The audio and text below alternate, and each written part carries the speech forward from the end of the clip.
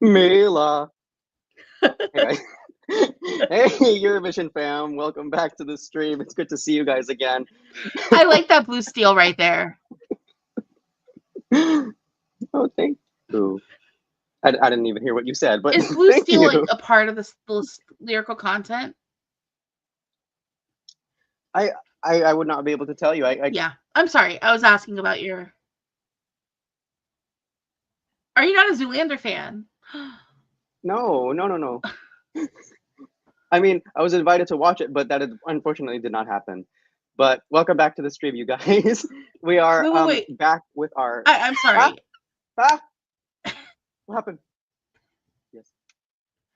What? I'm confused. Okay, anyways, hi, welcome back to the weekly streams. There might be. Yeah. There might be a lag. We'll see. Yeah, welcome back to our weekly streams that we do here on Eurovision Fam, discussing lyrical content. I think that our friend Jordan's having some technical difficulties, but it's I Really Love Stuff from the Eurovision Fam team, joined with another member of the Eurovision Fam team you guys don't see very often, but it's Brooke. I'm like holding my hands like that. There we go. And hi, then everybody. We'll see if Jordan is working now. Oh, he's got a cat. Yeah, here's Rue. Hi guys, I'm back. Yeah. It seemed like there was a pretty bad lag there, but it's good to see you guys again. We're back with our weekly analysis of 5 songs of Eurovision 2025. And this week we are looking at the Sad Boys songs. So last week we had a look at the playful songs, the ones that are fun and also a little bit contentious. This week we're looking at ones that are competitive and more dark, more longing, and sung generally by men. So we have 5 criteria by which we analyze these songs. The first is lyrical content. So is there anything about the lyrics that we feel is particularly evocative of emotion or of message or of story? The second way we analyze these songs are production and genre. So what are the acoustics of the songs? What was it like in the studio when they were compiling it and without the lyrics? What is just the audio sans words? The third criterion is unique elements. So is there anything in the lineup that we feel particularly distinguishes this song from its colleagues in the Eurovision 2025 lineup? Fourth, we can't always answer for everybody, but it's how well can it be performed live? Pretty interesting discussions there. And the fifth criterion is, would we personally stream it? So yeah, we're sticking to our tradition of allocating these songs into pots based on vibes. So with that said, the first song that we're going to be moving into for this analysis is Wasted Love from Austria by JJ. And Brooke, do you want to take away the lyrical analysis for how Wasted Love came across to you for your listen? Okay. All right. So do we want to dig into the actual lyrics, or should I just jump right into my personal lyrical, here's how the lyrics hit me? We've done it both ways. We've done it both ways. Oh, yeah. Yeah. Okay. Uh-huh. Well, so for me, it's just the vibe, the moment. Okay. For me, Wasted Love, it's fine. Lyrically, it's fine. It's my biggest problem starts right at the beginning. Okay, so it opens with these lyrics of the I'm an ocean of love and you're scared of water, which like the sentiment is actually kind of pretty, but I've heard it done better before recently by a Eurovision artist, which is Måneskin's Coraline, because that's, the lyrics are Coraline's longing for the sea, but she's scared of water, but maybe the sea is inside of her. And it's that extra little bit, that third line, that pulls it into something where I'm like, that's a nice thought, where I'm just like, okay, wait, now you've gripped me and I'm emotionally connected to Coraline. With this song, I'm like, oh, you're having a hard time, buddy. But I bet next time the love's going to work out a little better for you. Like, I just don't have the same, like, pathos, like the connection where I'm just like, this is actually gripping me. So they're nice. The lyrics are nice, and that's kind of like, to me, I want to feel more connected to them. I want to feel them more deeply. I want to actually feel like somebody's heart has been broken. When I'm like looking at the lyrics and I'm like, I want to feel some pain here, and I'm just kind of like, I don't necessarily get that. So what about the two of you? Like, am I completely off base? I know this song is polarizing, so I'm really curious to know where it's landing for you two. Lily, what do you think? For me, I feel like vocally and like sonically, this song is so much more dramatic than these lyrics are. These lyrics are very much like, to me, they're low-key giving first draft poetry class. You took it from me. Like, you can tell this is written by people whose first language isn't English. And like, that's not a bad thing. It's just, if you're gonna give me such a dramatic sound, I want words that have more drama and gravitas to them. Like, I think that vocabularily speaking, I don't even think vocabularily is a word. When it comes to like, what's the word I'm looking for? An extensive vocabulary. Poison Cake had more like interesting word choices. Genuflex. Does. And if you're like singing a big emotional pop or ballad about your love being wasted, I think you should maybe pull out some more like, big words, more like big scores out there on that Scrabble board. I agree. And honestly, I do kind of harken back a little bit to what you said in a previous stream about how with a good enough song, there is always that one line that kind of sticks with you. And you used Sabrina Carpenter as an example, like, I'm working late because I'm a singer, because there's just that one line that provides somewhat of like a cul-de-sac of just emotion that can't really be allocated anywhere else. But this doesn't really have that. There isn't that one significant lyric that kind of carries or supports from the bottom the rest of the song.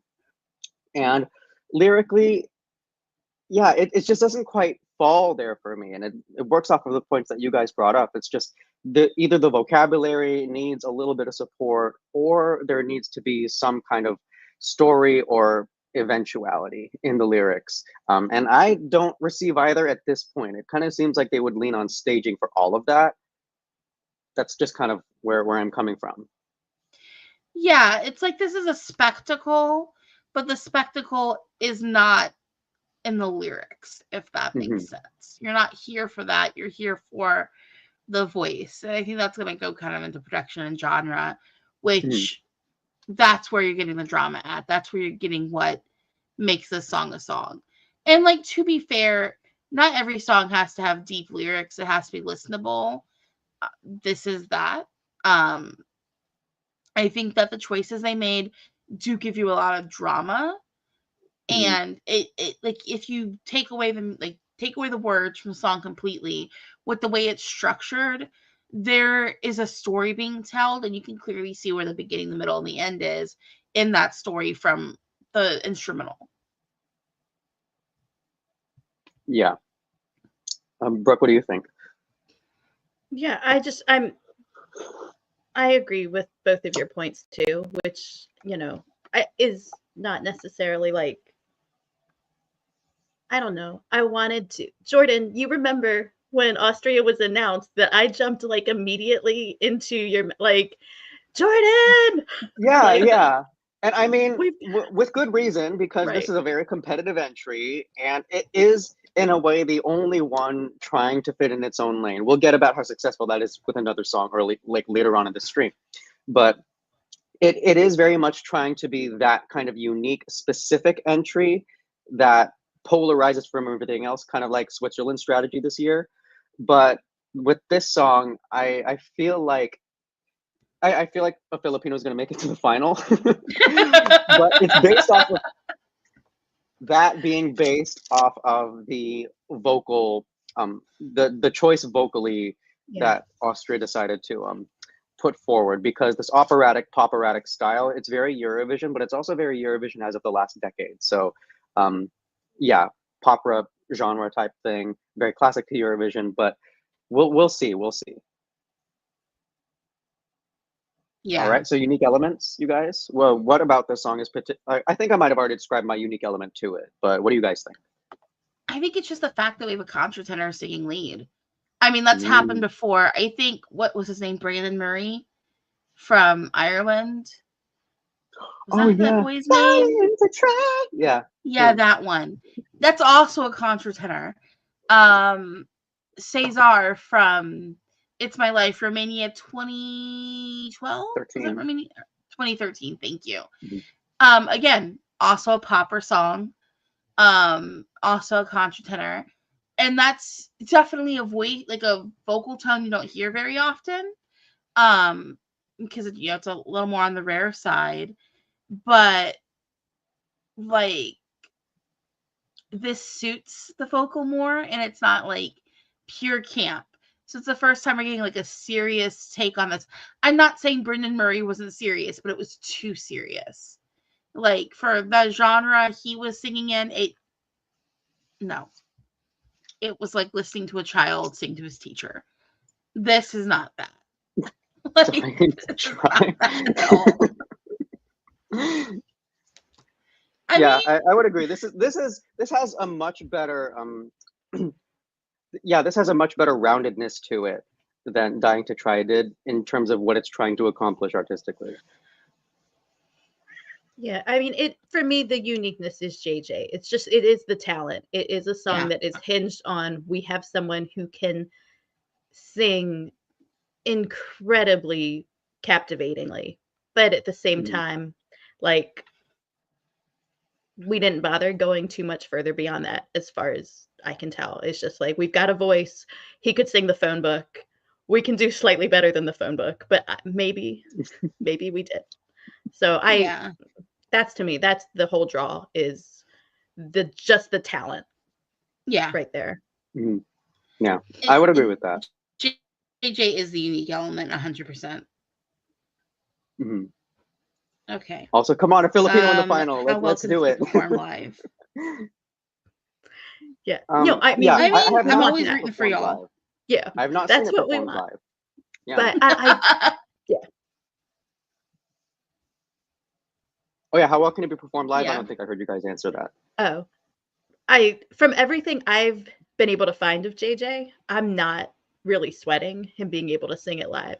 Like, there is some complexity to it. There is some, like, he could have a bad day. He can wake up with a bum throat. There could be things that make it not go smoothly, but I'm not too concerned. I think he can pull it off live. It's a matter of, he's got an interesting person doing the staging. Like, I think there's some good direction here. Like, I think it's going to be 3 minutes that I'm going to be glued to the TV. I just don't know that I'm going to also be compelled to, like, throw my votes that way. But I'm going to not want to miss whatever they put together. Like, vocally, is he going to pull it off? And then what did they do with the staging? Is it as dynamic as I believe it has to be by default? Yeah.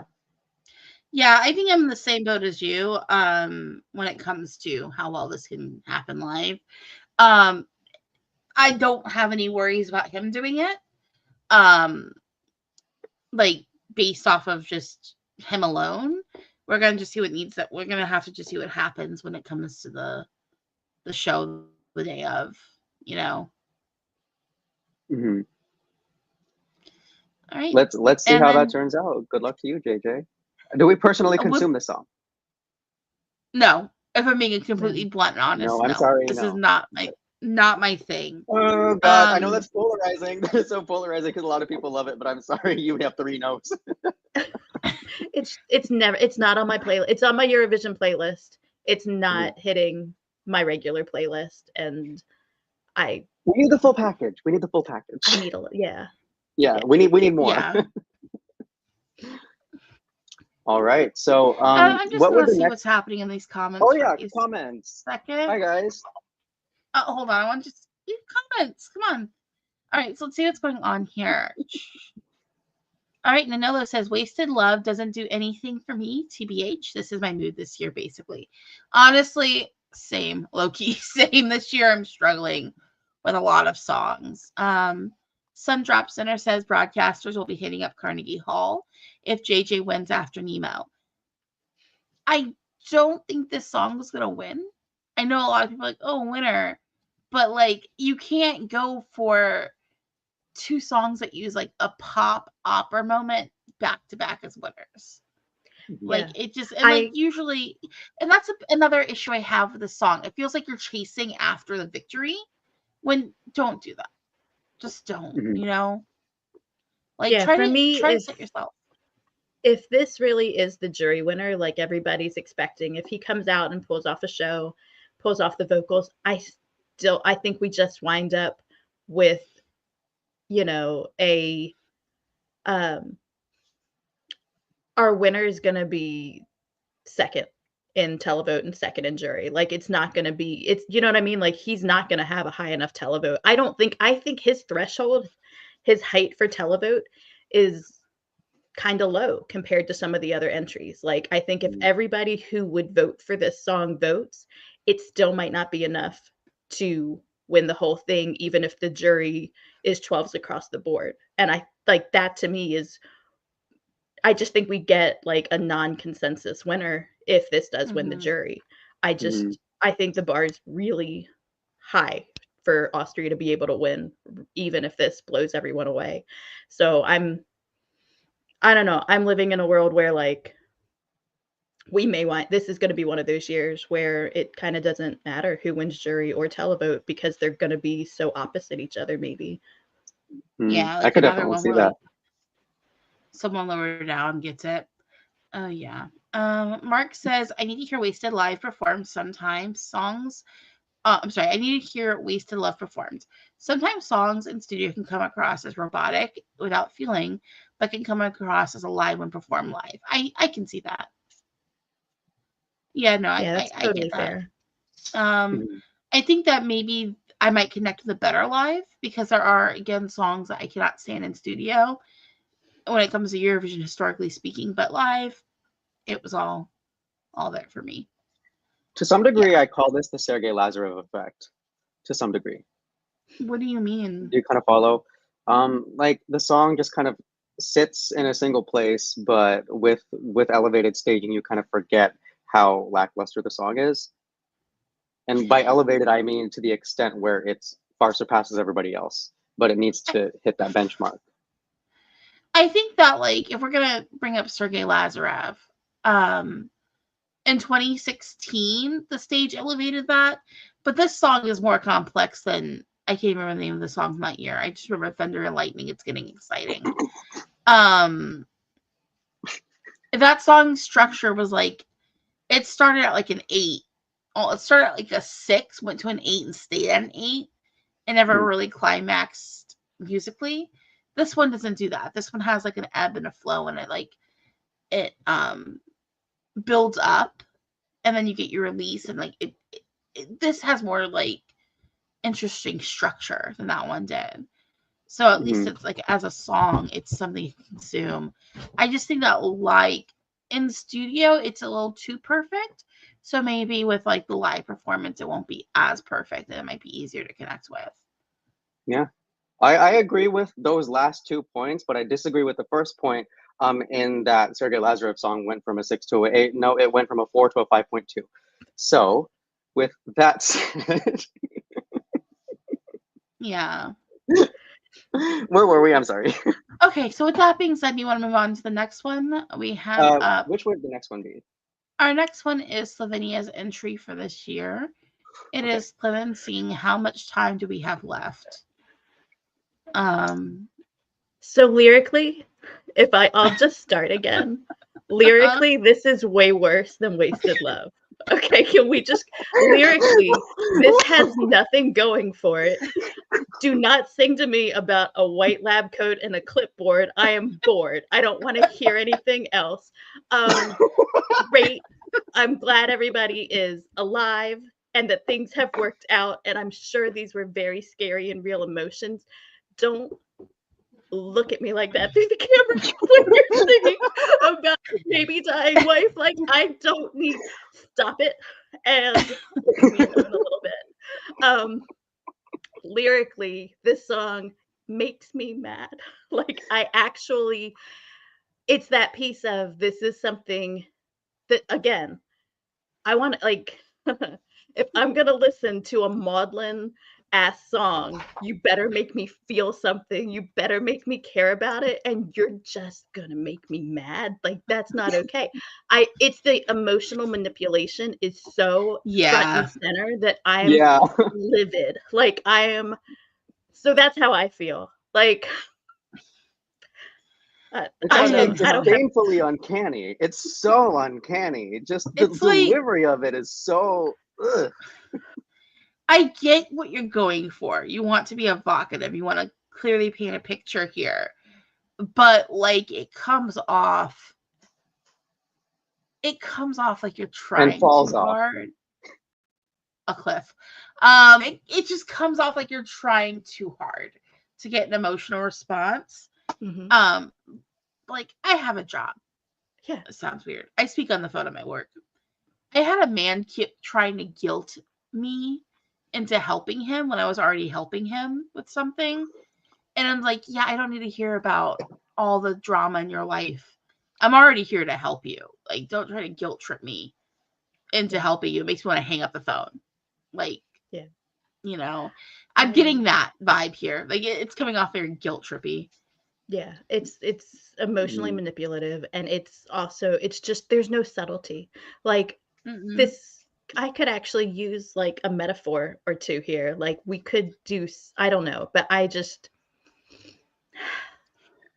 a bone or something. Like, the third line contains the word diagnosis, and the fourth line is, it said that you'll be dying soon.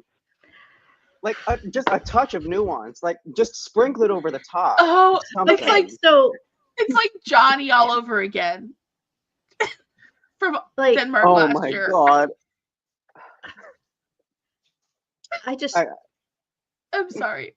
No, I don't mean to cut you off, Brooke. It's just, no, you're fine. Because with that song, it was the same thing where it was like, I'm listening to a song and it starts off with this guy dying from like cirrhosis of the liver from being an alcoholic. Like, I don't need that in music. Like, oh my gosh. I mean, we're sitting here laughing, but it's like, it's because it's so blunt. That's the problem. Like, the lyrics are way too blunt. Yeah. It's, so for me, and this is not, it's an unfair comparison, but at the same time, we're going through this. You guys know that I'm, you know, like drowning in San Remo every year. And Simone Kristiki's song, you know, I heard people be like, well, this is maybe being emotionally manipulative. And I'm like, this is fucking goddamn poetry. Like, give this song an award. Yeah. Like, I cried reading the lyrics the first day they were released, before we had the song, before we had a delivery that was just emotional and heartfelt. Like, you can sing a song about honoring someone in your life, honoring a struggle, honoring that relationship and, you know, their loss, that is compelling and universal and is something that makes people actually feel. And so that's, to me, that's not a fair comparison, because that's like me taking something that is, I don't know, like just crafted, sculpted, artisan perfection, and putting it up against something that's like the Wish version of like a Forever 21 like t-shirt. Like, it's cheaply manufactured. It's, you know, I need 3 minutes to be able to take somewhere, and I'm gonna try to tug at it's my understanding, right? He's a comedian. He's generally singing humor songs, and it's that piece of, it's almost a pastiche of what it means to have an emotional song. It's like, it's almost like he's sending it up. Like, there is a part of me that I'm watching it and I'm like, but so the punchline is gonna have to be amazing, because you are making me go through some like grim shit to get to it. So there is no punchline. You're upside down. Maybe that's the punchline. What is like? I don't know. So then again, I'm getting angry again. You guys, we got to talk about a different song, or let's move on to another. No, it's okay. Yeah. So let's move on to a production and different genre. aspect. Production and genre, piano ballad, but like the 2009 kind. In a way, like I don't know how to describe it in musical terms, but it just feels like a piano ballad that was written for pop radio, but then again didn't have a really long runtime on pop radio. Like grocery store type music, but with extremely grim lyrics to the point where like you don't even want to pay attention to the song. You would hear this play in a grocery store here in California. What has happened in California grocery stores? I will happily talk about that another time because I have thoughts. But it just has that really cheap piano ballad kind of backing track, which is really not supported by the "we never know," like when he goes into the head voice as opposed to the chest voice, where he sounds good. The chest voice is where he sounds good. He goes into the head voice, it's slightly sharp, and it just throws off any type of kind of sonic pleasure that you would get from the chorus, which happens the most. And it's his polish is also what's off-putting, because it's like that disconnect. Like the lyrics suck for me in the first place, but then you're gonna sing this with like the sheen of somebody who is selling me something, right? Like I feel like you're looking at the camera in a commercial, like you're too aware, like you're not lost in the emotion. Like I want you to at least feel this when you're singing it, and you're not. Like it's robotic, it's polished with no substance, and I hate it and I want it away from me. I mean, I feel like I'm not going to be as harsh as you two are when it comes to musically listening to this. It's fine. Like, I don't have a visceral reaction to the instrumental or even like the vocal choices here. I just have a reaction to the lyrical content that's like this is like, Slovenia, what are we doing, baby? You had choices you could have made. That every choice up to this point, actually. Honestly, I'm gonna blame the structure up to this point. I was about to say maybe I'll just blame the structure of the national final, which I did not like the way EMA did their thing this year, where it was like juries picked your super finalists, and then I'm like, so you're giving the population just basically two choices, just choose, and one of the choices is a super famous person everyone knows in the country. So, like, of course he won. Right. And you didn't really have any of the other stuff. Like, it's like, I'm anti-super final, as we've established. I'm very much anti-super final. They've proven themselves wrong every time. Most of the time, super finals go horribly wrong. Yeah. It's just like, this was not the best way to go about it. And, like, if you're going to do it where it's just basically get two choices, the public only gets two choices, just choose internally. Yep. All right. What's next up? Unique elements. Male piano ballad. He sang upside down that one time. I was gonna say upside down, bouncing off the ceiling inside. There we go. There's not really anything unique about this for me. I mean, he looks like he's surprised by the high note every time he does it. Wow, I hit a high note. And his voice is not unpleasant. Like you said, his chest voice is really, it's nice. I'm really curious about what, I'm not curious enough that I've sought it out, obviously. But there's a part of me that I'm like, I wonder what it would have been like if he had brought one of his songs, like one of the normal songs he did, and not something that is so obviously this. Trying to pull jury. Yeah. Trying to pull like sympathy. And I think I have to hear it twice more in my life, and like that's what I'm dealing with. I'm gonna have to hear it at the semi, and I'm gonna have to hear it at the final because you had every choice, Klemen. He's in the best semi for him to go through. Like True. Like looking That at is that true. lineup in the semi, That like is I'm not true. gonna. I don't think this song is DOA because looking at that semi, he is the only male ballad. Yeah. I think he's Like the only people who want this are going to be able to vote for it, Mhm. and they're not going to have any other choices. So I can see him qualifying. It's performed competently live. I feel like we both are all Except three for of the us agree. switch. Head to chest, that switch has to be cleaner, but it's performed generally well. Yeah, like it's not anything jarringly bad. And I think we've already answered this question as well. Do we stream this? Hell no. No. No, never. No offense, Clement. This is probably the worst song I've ever heard you do. Okay, so the next song. Wow. Right, looking at comments here. Georgia says, so Slovenia is winning this year? Yeah, 100%. I mean, it would be a nice country to travel to. That's something we can think about. What he said. Ljubljana. I mean, like, we could take a day trip to Trieste. Like, Oh, sorry. Like hit up Croatia Okay, or something. the weird thing is when I listen, Danilo says, the weird thing is that when listening to semifinal 1, I feel like I need Slovenia in the final from that chaotic sounding semi. That's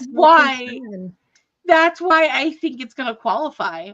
Yeah. Because like people the contrast who want is so this sound great. are gonna pick up the phone and vote for this song. Mm-hmm.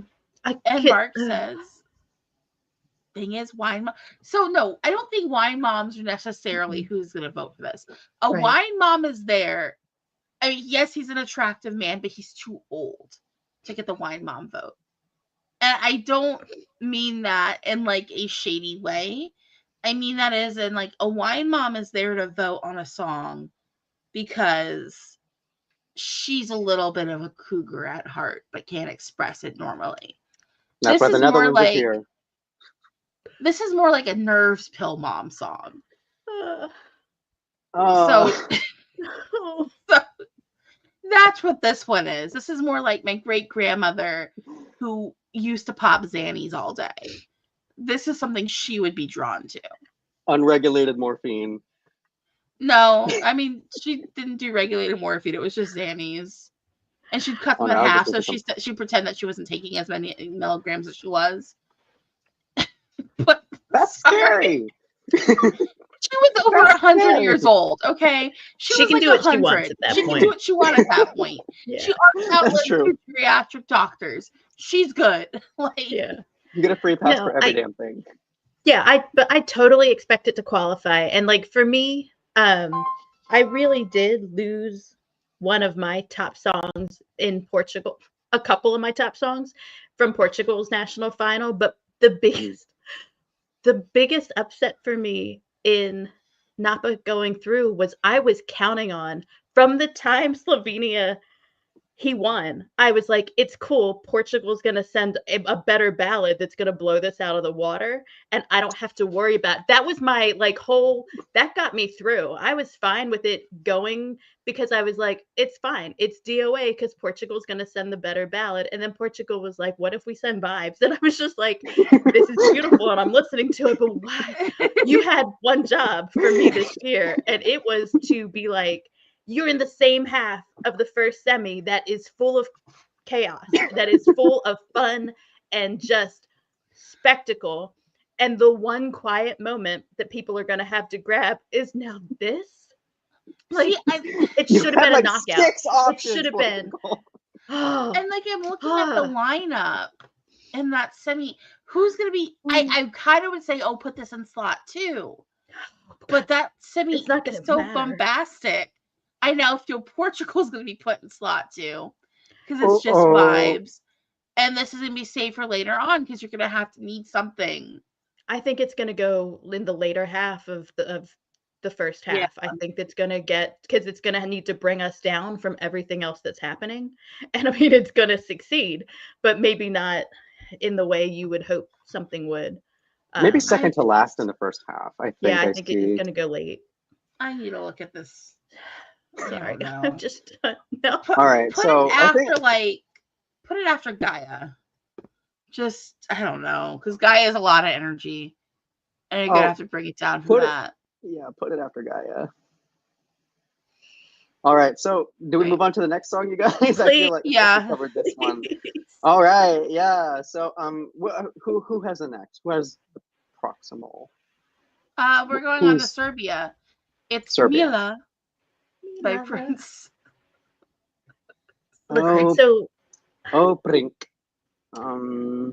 If we're starting just lyrically, I will say I like this one a lot more than the last two that we've talked about. Honestly, lyrically. I think it helps that it's not in English. I mean, so you get a person who's writing lyrics in their native language. Yeah, it's very simple, but it's effective. Like for what it's attempting to do. Like it hits. It hits what it needs to. Like looking at the large bullseye. Like the first stanza is, "Let this be for me, the Last Supper. Let the hounds of Hades chase me into the night." That's evocative, baby. Yeah. Like that's giving me a story. I'm drawn in right away. There's something literally like competent, I guess, about the lyrics in a way that I don't know. I don't hate it. Like it's honestly, it feels like a fairy tale, low key. Yeah. Like it's giving you that vibe because it's like, "Let the scent of memories wake you up in my music made from your name." Come on. Like it's definitely giving fairy tale. And like, let's be honest, if it was being sung in English, I would be like, and then this shit. Like you're gonna come out with this, like go and pull all of your thesaurus at me and just be like, let's throw out a bunch of literary references and stuff. But however, because it isn't, I'm like, no, we're good here. Like this is you're telling a story, and like you're at least, I don't know, you're not beating me over the head with something. You're trying to give some depth to it. Everything I've complained about in the last two songs, you've kind of remedied. So good job. Like it's not high art. It's not, but lyrically, I'm soothed compared to where I was. So soothed is the way to put it. Yeah. Yeah. No, I think that lyrically, this is like probably the best one we've talked about so far. And even if it was in English, there's still some metaphors happening here, and it's not like just blunt. You're dying. So yeah. I don't know. So should we go on to production and genre? I don't have anything to add that you guys didn't already say, so I'm okay with moving on. Okay, let's move on. Production and genre. How are we feeling about the choices that were made in those departments here? It's fine. It's all congruent to me. Like it works. The song works with his voice. It works with his aesthetic. It seems like his authentic vibe. Like I don't think he's putting off something that isn't what he would normally do. So I'm just kind of like, all right, I don't have any. Was it the year before last he competed? Yeah. Oh, no. Yeah. It was 2023 when he had that kind of like I forget the name of the song, but it was good. It was my favorite song of his. Like I preferred that song over this one personally, but it's a Balkan ballad. I'm not gonna be upset. I just wish it was like more Balkan-y. I think Balkan ballad is a little generous. I feel like it's a very general way to use the term, because when I think Balkan ballad, I think in the sphere of Zeljko Joksimovic, and where the melody is so entrancing and different, and the structure of the song is entrancing and different to a point where it feels like it can never be replicated. Mila, I feel like, could have been written by the DreamWorks studio. There's just something about it that kind of, it's almost slightly juvenile, the melody, but in a fairy tale kind of a way, not in like a silly trying to be goofy type of way, but in a way that it's trying to like tell you lore. And I appreciate that. You bring up the DreamWorks studio, like Shrek in the original Shrek movie. I wasn't thinking about Shrek. I wasn't thinking about Shrek. Well, no, But I I just see say that why. because I see why. that one song from Shrek literally sounds like a ripoff of the Nocturne. It's voice sampled off of of Nocturne. Nocturne. Yeah, it just literally Yeah. sounds like Nocturne, and I'm like, Mhm. is this Nocturne? So maybe DreamWorks can write Mila.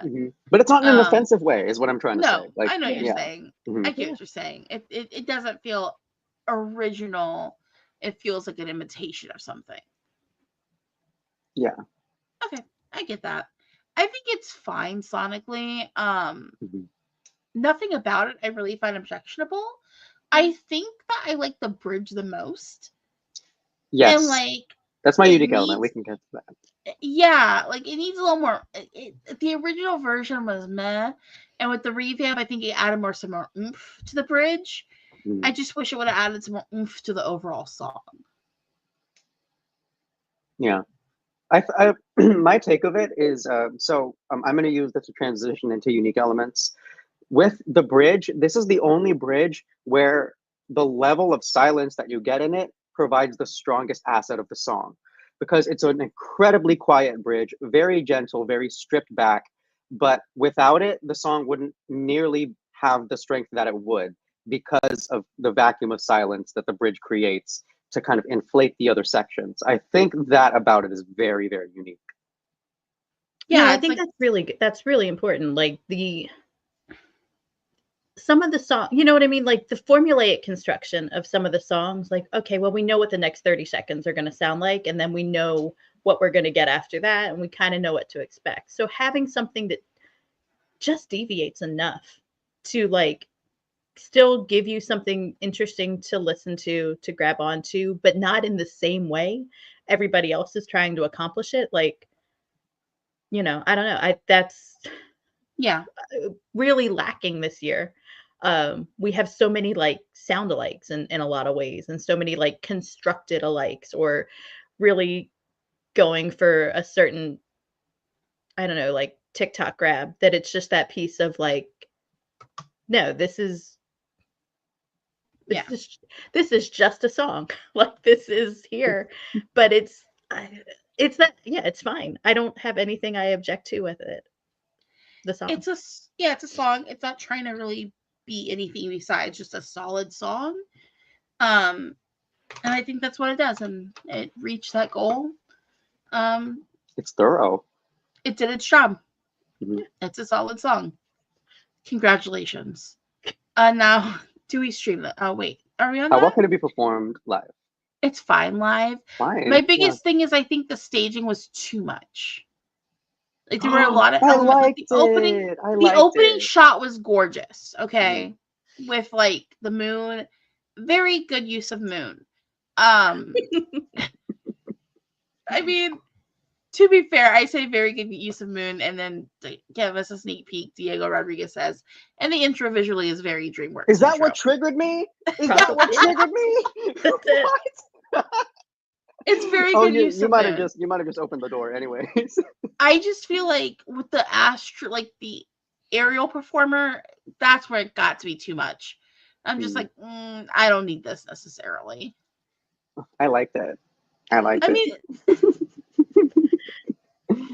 he sounds good live. He knows what he's doing live. I just feel like some of the staging choices were not my favorite. Yeah. I mean, I am presuming they'll be different at ESC, but he can perform. I have no question in my mind that it's going to sound good live. Like it's going to look good live. Like I'm going to enjoy these 3 minutes. I'm going to be like perfectly pleased to be like, oh, this is fine. Yeah. But I'm, not going to be inspired necessarily, but I'm not going to be seething. So like my bar has been altered this year. Like chemically, I'm changed. So my threshold is way off. There's nothing upsetting, therefore it's fine. It's fine. Yeah. I don't hate this. Grateful for that this year. Now, do we stream this one? Yeah. Like, when it comes on, I don't always skip it, I guess I would say. Yeah, it's not a skip. It's It's not a not skip. on my outside. It's not on my, like, I've got a 2025 playlist, which is where I dump everything I discover in 2025 and want to make sure I keep listening to. Me too. So I Yep, have like yep, my yep. Eurovision playlist, my national finals playlist, and then my 2025. This, I think, has made it to the national finals playlist. So it's not even just on my Eurovision, it's on my NF and my Eurovision. It hasn't made it to 2025. Maybe it will. Um, maybe it won't. But like, it's Yeah, it's it's the first not skip of this conversation. I'll put it that you way. side note, because Jordan already knows about this. You know who made it onto my main 2025 playlist? I didn't see coming. OG. They released an album like last month. It's like a R&B soul album, and a couple of songs on it are really good. And like just yesterday, I was like, "Oh, they have a new album," because I was like just like listening to music, and I was like, "Oh, okay, all right." And I was surprised. Also, other people have made it onto my main playlist that aren't competing at Eurovision this year, who are like Eurovision of the past artists. But I don't know. I just saw that yesterday. I was like, yeah, we're gonna put that there. This one's only on my Eurovision playlist. Like I keep my national finals and Eurovision songs in their own space together. Because if I just listen to the strip, just Eurovision songs, I'm like, no, I can't do this. Yeah, especially not this year, baby. Yeah. No, that one's like, I have a Eurovision. I'll break it down into a semi 1 and a semi 2 playlist soon, especially once we like have order. But I only really listen to my national final playlist. Like I'm not even pulling from the Eurovision playlist unless I'm planning on something like this where I'm like, all right, what do we actually want to? I want to think a little more about some songs in particular. But typically this year, like past few years, I've moved my Eurovision playlist pretty early, like during national final season even. And this year I'm kind of like, let me just take my curated national final songs and keep them on. So yeah. Great job, everybody. Way to go. Way to go, all of Europe. Yeah. Okay. Not like let's we were see. counting on all of you. All right. Serbia got second half in the second half in 10 years for the first time, and they choose one of their weakest entries.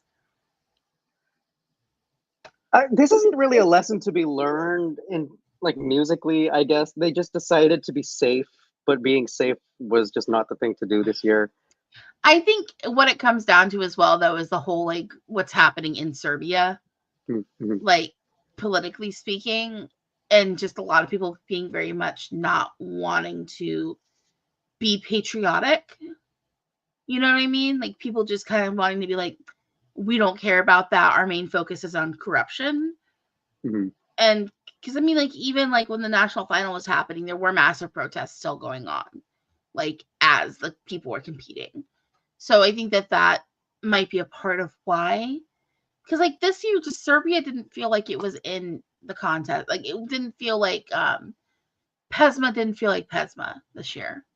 You know what I mean? It felt very like, are we really doing this kind of a vibe? Peter Hadich says the instrumental is a bit dated to me. That means our elders will vote for it, but it won't be enough. Yeah. Well, I mean, there are songs that appeal to like the teenage vote. There are some that appeal to the elder vote. We're seeing a lot more kind of specific age bracketed type songs this year, as opposed to ones that kind of have intergenerational appeal, I would say. And this, I feel like, could be one of those cases. Don't say age brackets before we get the voting system that Melody Festival uses. I wasn't trying to get their bag. Any hoodle doodle poodle. Are we moving on to the next song? Yeah, let's talk about Adonis. I know Peter's going to be excited about this one. So Czechia is sending Adonis with the song Kiss, Kiss, Goodbye. Lyrically, how are we feeling, y'all? Lyrically, I feel like we have really set. Well, no, I guess not. But I was going to say we've been on an upswing. And if we were going to do a pure upswing, we should have kicked it off with Slovenia and like been below the basement and pulled our way up. But again, so like I was happy. Like Serbia gave me nothing to objection to do. Like, and now here, like, this song's a vibe to me. This song, like, the Mhm. lyrics are giving me, like, I don't know, thoughtfulness, like a little Yeah. bit of care, a little Mhm. bit Yeah. of, wouldn't this be nice for a James Bond theme? Like, this is Yes. right. Like, Mhm. this is something that I like it. Like, I'm lyrically, you've got my attention and you've managed to And keep it. I Mhm. think we start off on a strong note with the first line being "Blow me a kiss goodbye." Like, that's your introduction to the song is, you Mhm. know, hey, we're leaving. We're separating now. The vocab is not basic. There's some, like, you know, bigger words being used here. There's some interesting wordplay. There's some rhymes that are like, oh wait, that wasn't my first thought, but here we go. We're getting use of metaphor. Yeah, no, this is not bad. I don't think, I'm like trying to see if there's like a single line that kind of stands out as working late. Sorry. I agree. It's solid. Like, I mean, lyrically, this doesn't have one kind of lyric that throws off the rest of the song, Mhm. but it also doesn't have that lyric that's the most significant either. Yeah. Yeah. My worry though is that because it has just kind of like this forlornness to it, because there's this sense of bitterness and longing and lost love, it might be competing for the same audience as Austria. And I actually have to bring that up in another point later on in the same analysis. But I'm seeing some crossover here in terms of emotionally what they're trying to accomplish. I see them both qualifying, but in the final, I don't necessarily think that they're going to benefit being close to each other if that becomes proximate at all. Are they No, the same semi? Oh, sorry. no, I'm not I sure. No. think this, wait, maybe. I'm gonna check. Y'all can Yes. talk. Are these both I'm semi too? I'm looking right now. Sorry. Okay. But yeah, I see what you're saying. I do think that this just gives me like it has edges in a way. Like, there's actually something like a texture. Like, I can kind of grab onto something here. So I don't know. No complaints about Okay. the lyrics. They are both in the same semi. Austria is in the first half, Czechia is in the second half. Which I think I like those chances for Czechia more. Yeah. I think that this is good. Like, lyrically, we're good. Should we move on to production and genre? Yeah. Yeah. Because I have a 'Cause- controversial statement. Go for I it. don't mind the dance break Okay. thing. Yeah. I think that when it comes to how this is going to be staged, that's going to give you a chance to really do something interesting visually, because we're not going to have to worry about having to hit notes at that point, you know, in that section of the song. So I think that I think that that's not a bad choice. I think there's also like an epic sweep to the song. Brooke, you mentioned James Bond theme. Yes. But we need a James Bond theme every year, I feel like, at Eurovision. And this does the job beautifully for me. I really, really like this song. I don't know how else to say it besides I really like this. I think that there's a playfulness still, but it's mostly serious. And I think it has like a good broad appeal because you have people who want to tune in and get this kind of a song. And I love Adonis's voice, if we Yeah. can talk about that for a moment. It's Yeah.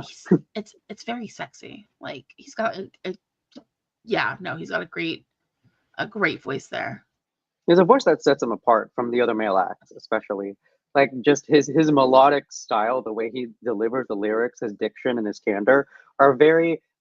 The approach is unique. You don't necessarily see that bleed over into other artists' styles, so that's going to be beneficial to his attempt.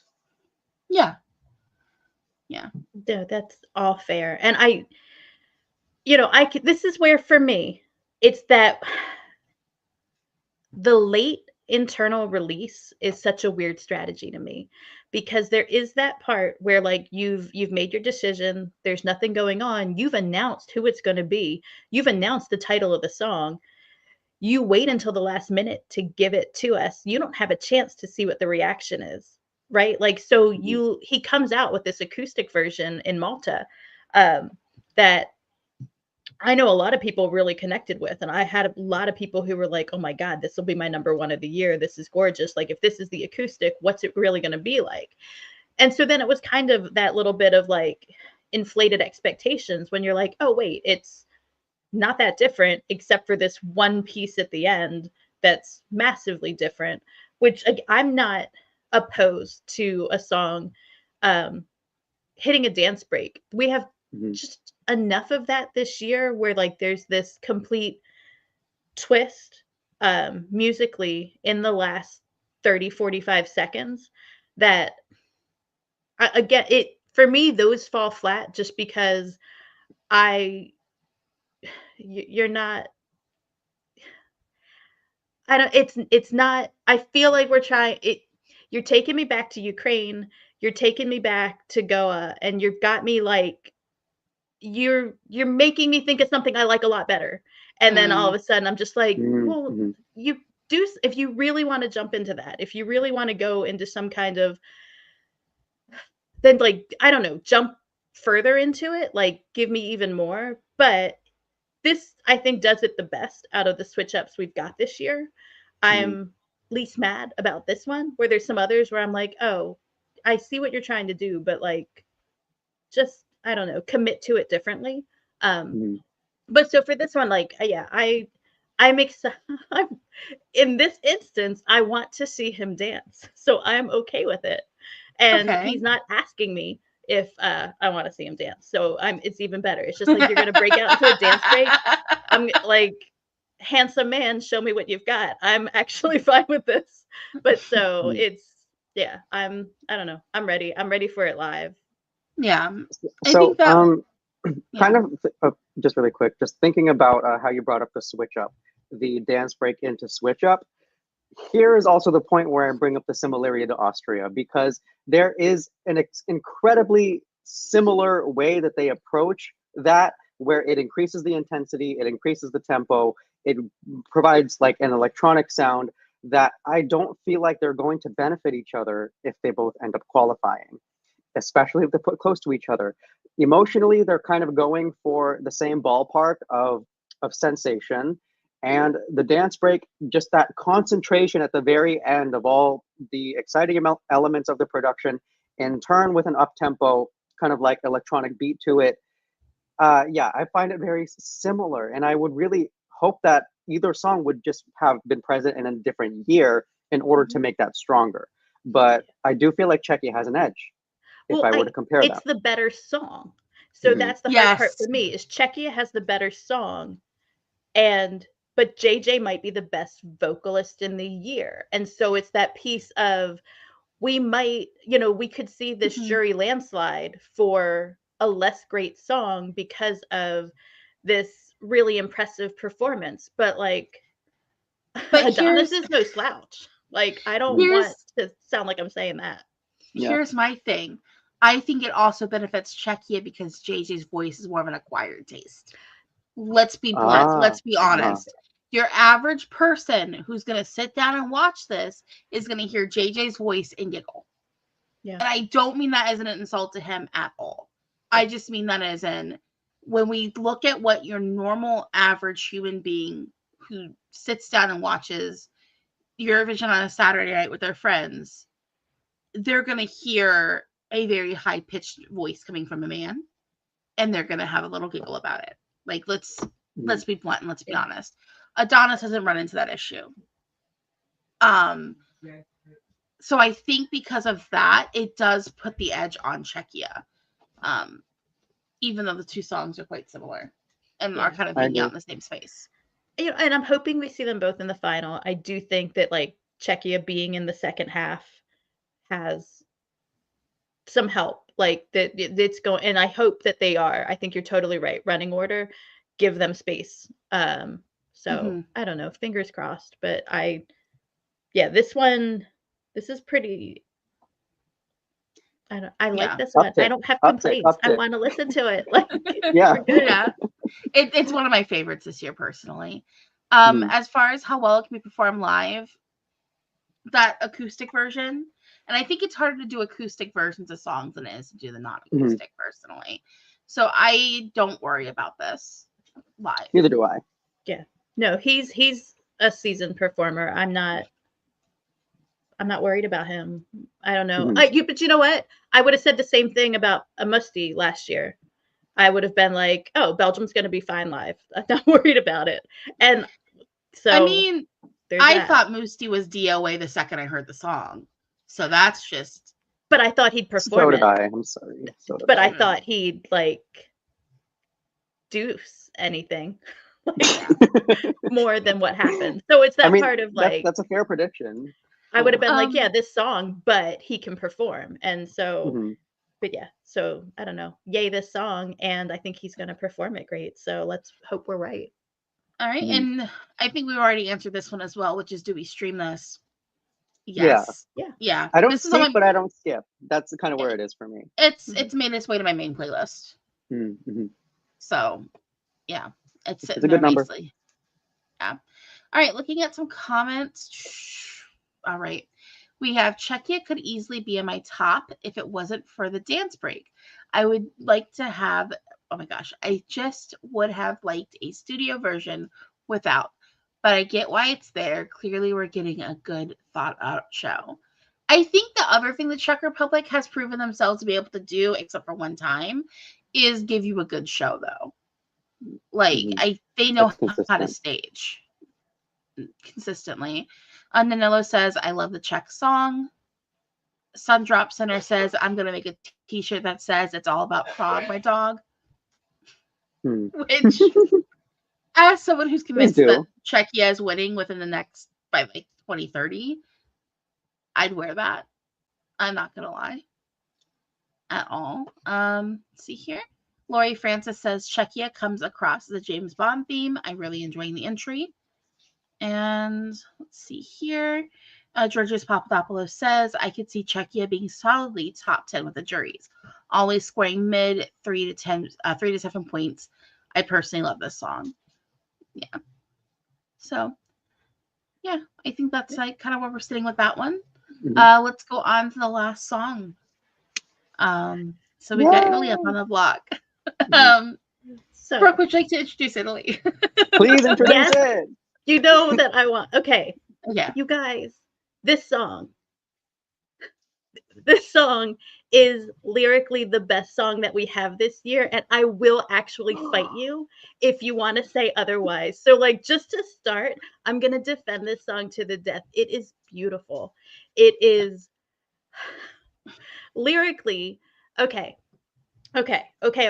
We're talking about how there's like sophisticated lyrics and there's simple lyrics and there's lyrics that don't translate into English and there are lyrics that do. This is one of those songs. It's gorgeous in Italian. It's also equally beautiful in English, but it's also this piece of, I am going to say something. And then if you bring me back when we talk about Netherlands, I'm going to say the exact opposite thing with the same result, which is that they're doing two different things to tell similar emotions and similar stories effectively. So in this song, he's using metaphor. He's using these childlike descriptions of what it means to be a tough guy, what it means to be a badass, what, all right. So you've got this, all right, you guys. So this song, it's this story of somebody who is not what other people want him to be, not what other people have shown him he's supposed to be, not what he's expected. So that childlike desire to like, well, I want to be like that guy. But then as an adult, you kind of like, yeah, I am not, I want to be like that guy, the drug dealer. Like, it's basic, like, oh, the pusher over at the train station. Like, as a kid, that's just like the guy who looks badass. He looks tough. And then as the adult looking back, it's that description of, that's where you get these little, descriptions of what these people are, of what these things are, of these situations. Like, that's a guy who steals your purse. Like, it's that piece of, none of those things are what I am. It might be how I thought I was supposed to look or the image I'm supposed to present to the world. And it's not here. And I think for us, like as creatives, right? As the three of us all are creative people in our own right. And also from a queer perspective too, there is that piece of, these are lyrics that are telling us there's expectations that the world puts on us for how we're supposed to be. And it's that self-acceptance that's in these lyrics that, like, I will fight anyone. Like, there's such beauty in that Mm-hmm. gentle, and he tells it in a gentle way that is specific to Lucio. And it's very much like, this is a gorgeous, universal, relatable lyrics. I get it may not come across in those 3 minutes to people who don't speak Italian. I Mhm. understand that. Like, this song's a perfect 10 for me. I lyrically outstanding.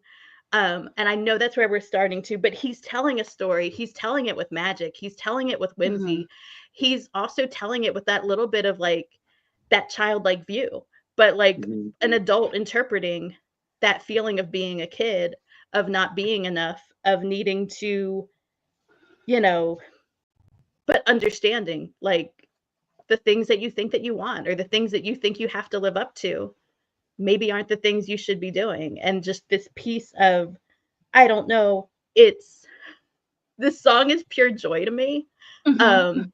And so I'd love to hear you guys talk about it, because I'll talk. Like, we can keep going. You can just let the just leave the stream on, and I can just it's Brooke talking about Lucio for as long as humanly possible. So I want to hear from you guys, and I'm not going to get mad if you No, say anything. I'm just saying, Lily, I what do you will think? fight. I think that lyrically, I agree with what Brooke said. I mean, I'm not as enamored with the lyrics as Brooke is, but I do think that we do have a story here, and I do like the contrast in providing the child's perspective versus the adult's perspective when looking at this. And I think that it has an interesting take, kind of like on where you should be, like, oh, commentary on masculinity, baby, let's go. Where you have like a childish idea of what it means to be an adult man versus what you should really be looking for as an adult. Like, it's just, I think that there's like an interesting take here, and it shows like an evolution of maturity. Whereas, like, to me, it gives like a good kind of like, okay, this is how we mature and we become older. Our minds change into what we should do and what's expected of us. And I really do appreciate that. I think that there's also choices made here lyrically that tell the story in a way that's like very playful too. And I really do appreciate that, instead of just being like a blatant, blunt, here's what I'm saying, you're getting like a lot more interestingness with that, if that makes sense. I don't know how to phrase that better. I agree with both of your points. And I'll also say that as much as it does seem like it is from that perspective that you guys described of, this is what I ultimately became and this is what I was meant to be, versus the image that was produced for me that I should have become. Uh, Alongside that, I also see that he's acknowledging that sense of disappointment of realizing, oh no, I never accomplished that at the same time. Like you kind of feel that in just kind of like the melancholy delivery of the lyrics also. Like, you acknowledge the disappointment of that, but then the level of acceptance of the fact that you were able to just live your life outside of that is kind of what supports it from the bottom. Yeah. But Brooke, you're gonna want to throw hands so bad when I say this. In San Remo, this was my 29th place, and when it was about to go up for the Eurovision ticket, I was like, please God, not Lucio.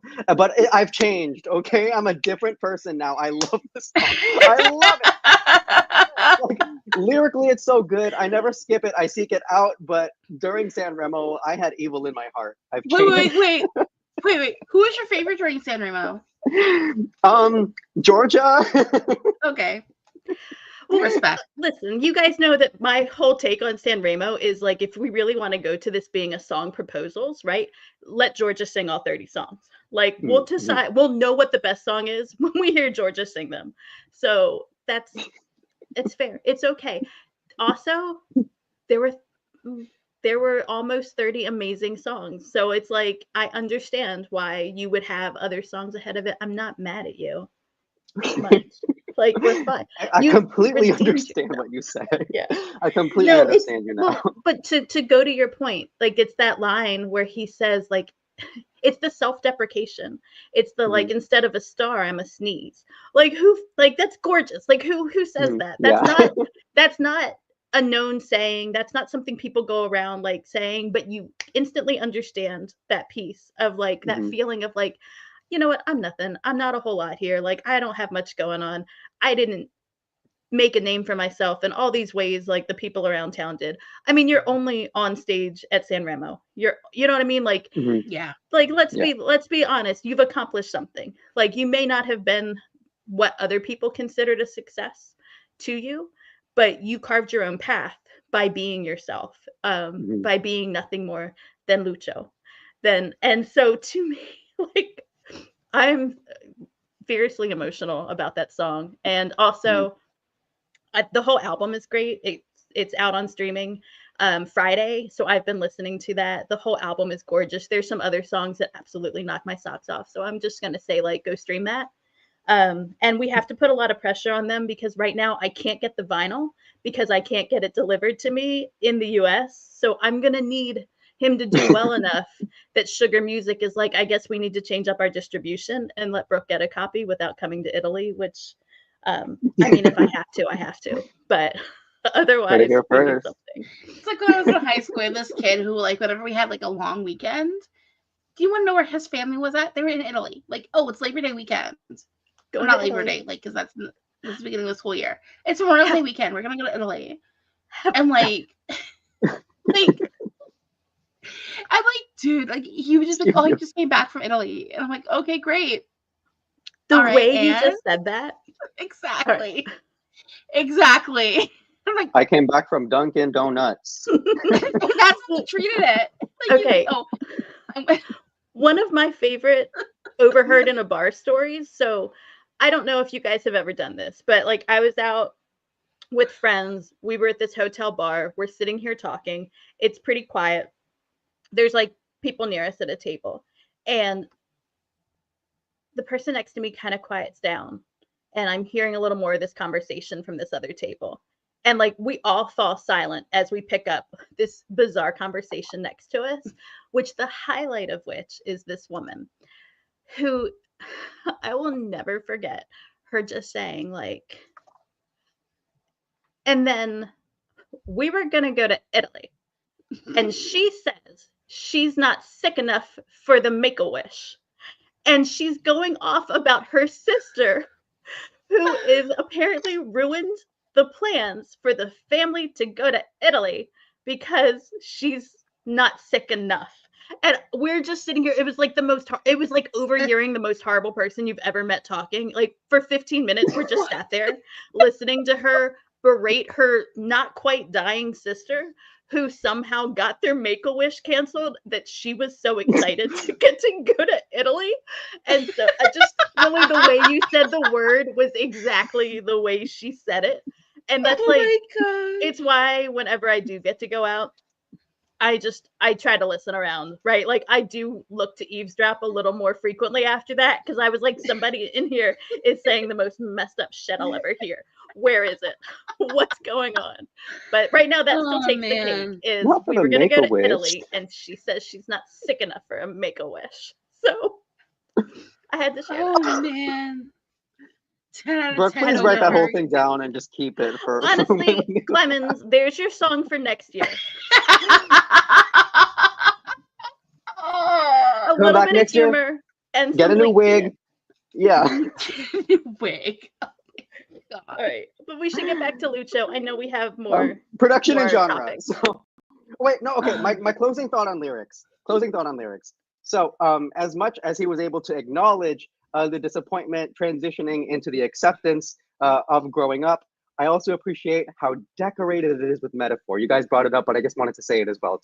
It's so ornamented very nicely. Okay, production and genre. I had to get that off my chest. It's so beautiful. Production and genre. It's soft. It's softer than you would expect, I think. Like, when you look at him combined with what you're looking at on the page, you get sonically something that has like a nice soft contrast. And it's very, like I said, it's soft. There's a softness. Yeah. I keep saying the word soft. Take a shot. For me, I know I've heard people be like, oh, we're getting an Italian ballad. And I'm just like, you guys did you write it off before you listened to the whole thing? Like, where are you? Because I mean, for me, this is very much living, and you can say it in a soft rock kind of way, but this is very much living in a glam rock tradition.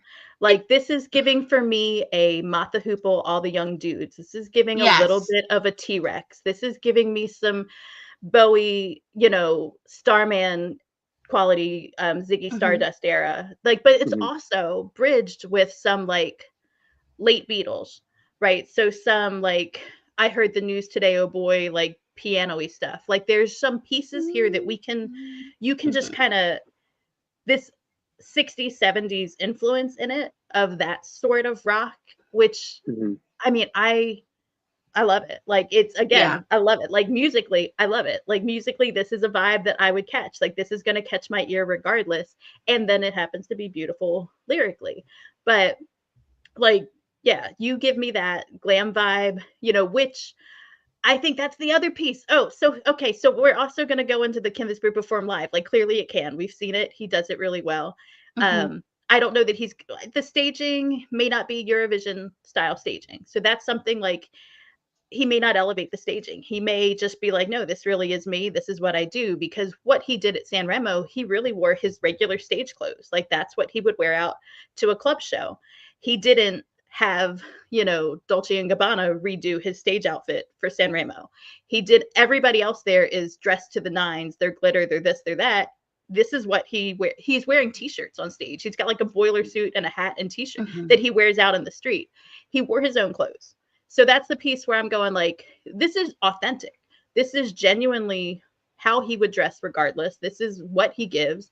This wasn't just like, I'm going to do something really extra and elevated just for this song. Like, the big shoulders, the white face paint, these aren't exclusive to one song. This is a part Mhm. of how he performs music. So I do see where that is necessarily not going to transition over as much to Eurovision if there isn't some piece of staging that's going to help communicate. If you really do take it and be like, I'm just doing a live set, we've seen how that has worked for, specifically bands recently, right? Who just come up and they have something that people want to hear, but it's not necessarily going to catch by just being Joker out, right? By just being wild youth, by just being Mhm. like, this is what we do. We have this. You've got to Yeah. give us some staging. You've got to give us something extra as well. So that's the one piece where I can see ways where this can be staged really effectively, help the lyrical content move to people who don't speak Italian, and really give something to grab onto. I think a little bit about like, and I hate saying this because it's not one that I love, but something even in the way of the staging that Mons used for Heroes, where you have that little egg-shaped child mimicking, right, and mirroring things, but there is some room for having that playfulness between Lucio and whatever's on the LEDs that's maybe showing, an illustration of some of the metaphor he's using, of some of the descriptions of what's going on. Like there could be something interesting to do with the LEDs while he's still mostly playing his song, but it's giving story. Um, but yeah, again, genre-wise, like to me, this feels solidly, yes, sure, maybe it's a little soft rock, but I really find it in that glam tradition. Yeah. Mhm. And the production's gorgeous. It's gonna give a nice, um, not mellow, but like chill. We I have think some chill moments, but I think this is one of them. Mhm. like we've got a lot of bombast happening this Mhm. year. So this is gonna have like a nice break moment in the final. Cause Yeah. Mhm. like I said, it's a lot of like loud happening. Yeah. Even like of the songs we know are gonna be in the final, this is the other than France, the No, quietest France is one. loud. I'm sorry, that song is loud to me. Okay. Please continue. Okay. Anyways, my point is like it's gonna have like a nice little bit of a break to it, and I think that's gonna help it shine through live. When we get into the whole running order aspect of it.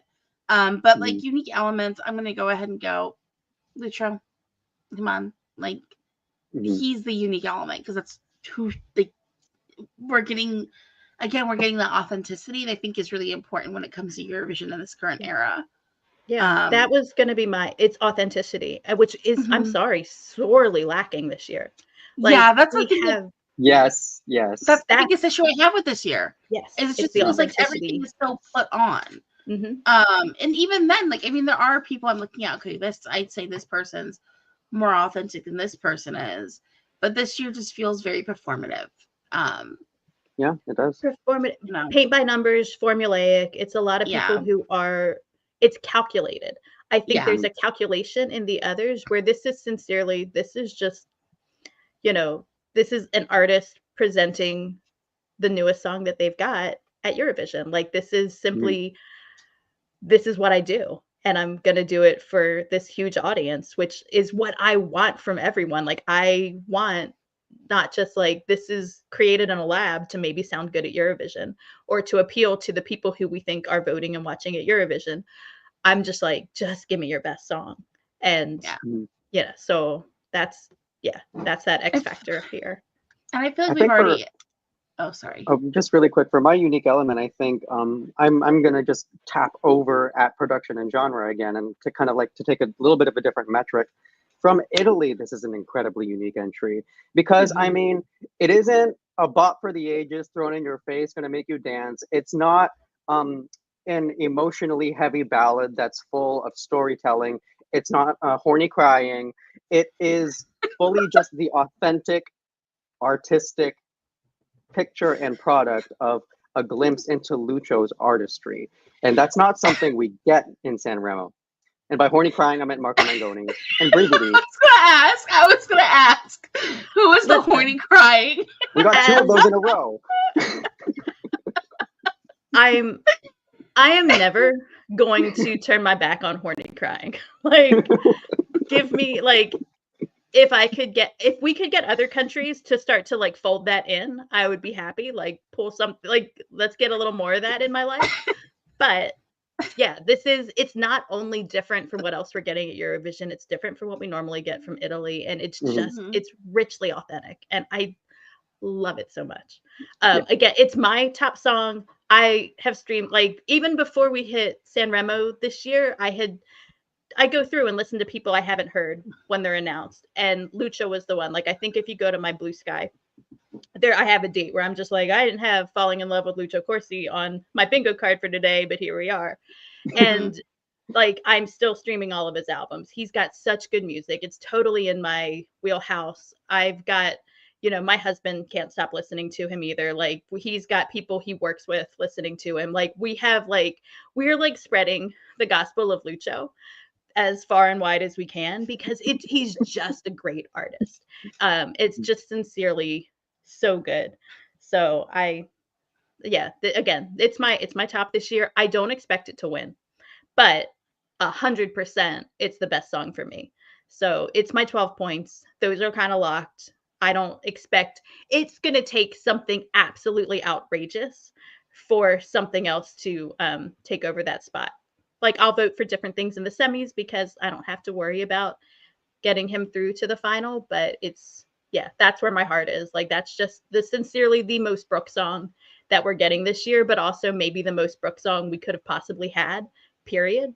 So just, I don't know, perfect. So I take it that means you stream it. I stream it as well. So and I never skip it. All right, it's on my main playlist. So hey, congratulations. Yeah, 2 very rare on the main playlist in this video today. All right. So looking at some quick comments here before we head on out. Nanolo's given us a little information here, which is Lucio has spoken about this. Oh my gosh. Let me start over again. Nanolo says Lucio has spoken about staging this week. He'll keep Sanremo staging plus 1 more instrument harmonic. Okay. That's so fine. We're gonna keep I'm the okay staging with that. Simple. Honestly, it works. Why break what's like why fix what's not broken? Yeah, I mean, he said like he's not adding fireworks to it, right? And so we don't expect that. The song doesn't need it. It doesn't lend itself to it. I do think there's room to have some storytelling for, just to get the message across that people will miss. But yeah, I want Topo Gigio on the harmonica. There we Just a go. little Topo Gigio, I mean, little harmonica. Tell me you don't Yeah. want that. Does Topo have his passport ready? Let's go. I Yeah, mean, it's just and across the border. I mean, I'm more than pretty across sure the that border. he's got like multiple citizenship. Like he can go where he wants and he'll be fine. Yeah. Mark says, honestly, I care about maybe 6 songs this year. Everything sounds manufactured for ESC rather than people just sending their music. That's our worry. 100%. Yeah. Let's see here. Some more comments. This one is from Lori Francis. Ollie just seems so authentic. Okay, so we're kind of talking about comparing, because it's like with this one, I mean, I get why Ollie didn't go to Eurovision. I totally get why. I honestly prefer this over what Ollie had personally. So I now do. I did not at the time.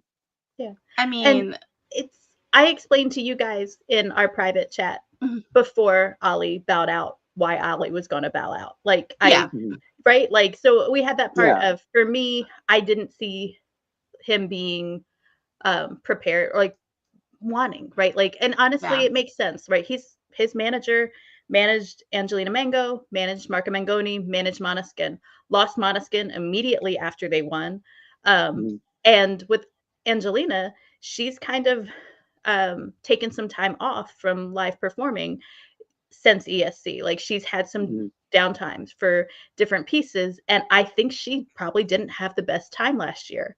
And so there's that piece of, if you've got an artist who's already like, I had a bad experience at Eurovision, and you've got another young artist who's like, hi, should I go to Eurovision?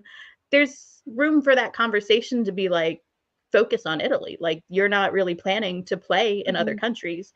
You know, that's 3 months of momentum from Sanremo you can lose, because this is basically a full-time job getting ready for Eurovision.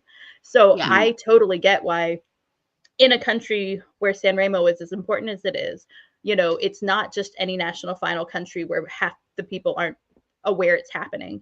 It really is, there is momentum that Ollie could lose by not focusing on Italy right now. So it makes sense, which is, you know, not to say that he wasn't authentic and not to say that his song isn't beautiful. I think that in that vein of the type of song we often get from Italy, that sort of emotional ballad, it would have been a beautiful one. And it would have been a slightly different, you know, person it was coming from. But we're not saying anything bad about Ollie. He's just not going to Eurovision, so we don't have to focus on it. And it was a smart decision. His decision at the end of the day, that's ultimately going to be way better for his reputation in his own country than if he jumped ship, basically, which is what would have happened if he took the ticket. But Lucio was right for the ticket, and Lucio is just better for Eurovision because of how much more rounded the contest is now. He's adding something we would have really been missing this year. All right, I think I'm good. I had so much fun with you, Brooke. Thank you for joining us. This is great. We'll be back again next week. I don't know what we're going to talk about next week. We have our categories. We have our categories. I need to pull it up. I don't know what's Are we gonna be telling? Wait, no, we are telling folks who the next batch is, aren't we? Yeah, this is gonna be a reminder for me too, you guys. Lili literally has to remind me like every day who we're doing next. So. I do. You should see our text thread. It's basically, hey Jordan. Okay, next week we have up Lithuania, Portugal, Ukraine, Germany, and the United Kingdom. Ooh, baby. What's the category called? What are they called? That's like groups. Groups. Yeah. All right. Oh, that's gonna be some fun. So I'm looking forward to that one. We've got 2 I really like next. Actually, we've got 3 I really like next week. There's 3 of those are in my top 10.